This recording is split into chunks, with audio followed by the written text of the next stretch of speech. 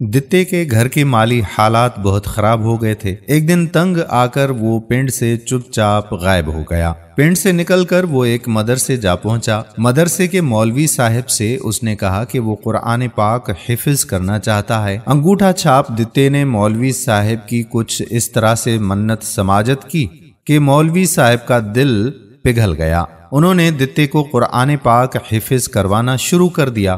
دن رات محنت کر کے دتے نے 1 سال میں قرآن پاک حفظ کر لیا۔ قرآن پاک حفظ کرنے کے بعد دتا اسی طرح سے خاموشی سے پنڈ واپس آ گیا۔ پنڈ کے لوگوں نے نہ اس کے غائب ہونے کا نوٹس لیا تھا اور نہ ہی واپس آنے کا۔ میرے اور میرے ساتھ والے پنڈ کے لوگ ایسے ہی ہیں۔ دتا سارا دن خاموشی سے پنڈ میں مٹر گشت کرتا رہا۔ 6 ماہ گزرنے کے بعد ایک دن وہ پنڈ کی مسجد کے چھت پر چڑھ گیا۔ اس زمانے میں لاؤڈ اسپیکر نہ ہونے کی وجہ سے لوگ مسجد کے مینار یا چھت پر چڑھ کر اعلان یا آذان دیا کرتے تھے۔ دتے نے مینار پر چڑھ کر بلند آواز میں لوگوں کو بتایا کہ پچھلی رات جب میں سو رہا تھا تو خواب میں آ کر ایک فرشتے نے مجھے سینے سے لگایا۔ سینے سے لگاتے ہی مجھے قرآن پاک حفظ ہو گیا۔ لوگوں، یہ بہت بڑی کرامت ہے جو میرے ساتھ ہو گئی ہے۔ ان پڑھ دتے کے منہ سے یہ دعویٰ سن کر پنڈ والے ششدر ہو کر رہ گئے۔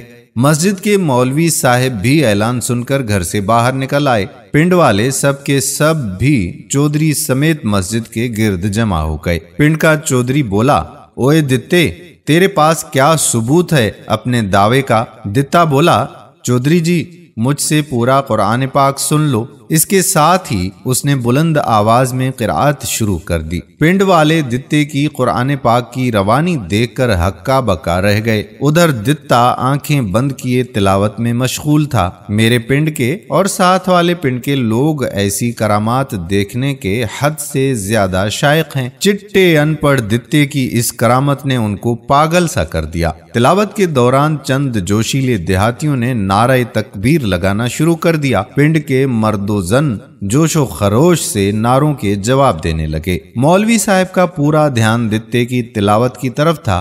وہ دتے کی غلطی پکڑنا چاہتے تھے لیکن دتے کی تلاوت میں ان کو کوئی غلطی نہیں مل رہی تھی۔ بالآخر مولوی جی نے اعلان کیا کہ دتے کی کرامت حق پر مبنی ہے۔ مولوی جی کی بات سن کر پنڈ والوں کے جذبات اپنے عروج پر پہنچ گئے۔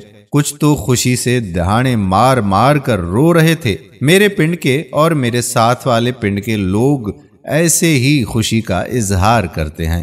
کچھ جذباتی ہو کر اوپر چڑھ گئے۔ انہوں نے اوپر پہنچ کر دتے سے عقیدت کا اظہار کیا اور اپنے آپ کو ان خوش نصیبوں میں شمار کرنے لگے جنہوں نے سب سے پہلے دتے کے ہاتھ چومے تھے۔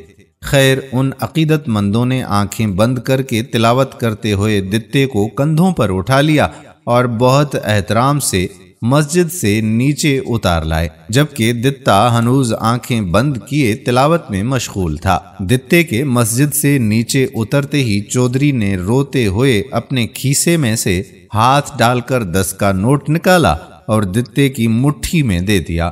باقی گاؤں والے بھی حسب توفیق دتے کی خدمت کرنے لگے۔ دتا پیر بن چکا تھا۔ اس کو کندھے پر اٹھا کر گھر پہنچایا گیا، نہلایا دھلایا گیا، جوڑا پہنایا گیا۔ اس کے بعد گاؤں میں لنگر کا اہتمام کیا گیا۔ وہ دتا جس کو اپنی 2 وقت کی روٹی کے لالے پڑے رہتے تھے، اب اس کے لنگر پر غریب آ کر اپنا پیٹ بھرنے لگے۔ قوالوں نے مستقل دتے کے گھر پر ڈیرے لگا لیے۔ محفل سما کا اہتمام شروع ہو گیا جس میں لوگوں پر وجد طاری ہوتا رہا۔ دتے کو اونچی سی مسند پر بٹھا کر اس کے سامنے قوالیاں کی جاتی، خسرے وغیرہ بھی مجرے پیش کرتے، یعنی اس کا گھر پورے کا پورا دربار بنا دیا گیا۔ قصہ مختصر، دتے کے مرنے کے بعد باقاعدہ عرس بھی کیا جانے لگا۔ ایک بار مدرسے والے مولوی صاحب بھی دربار پر منت مانگنے آئے۔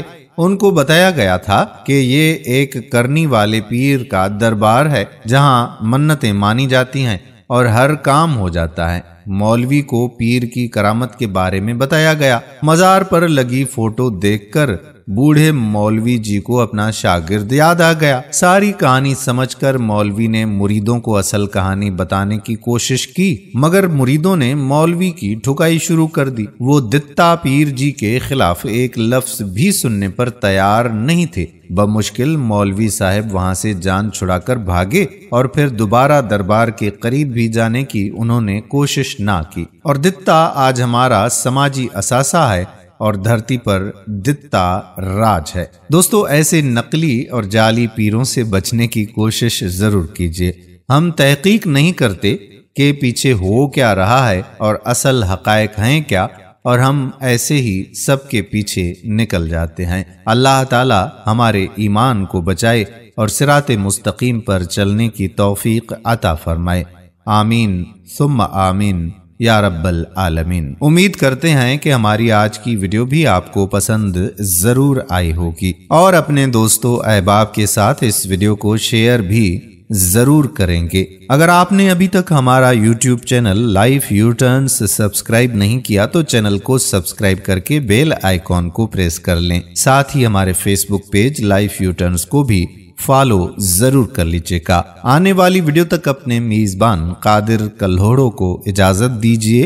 अल्लाह हाफिज।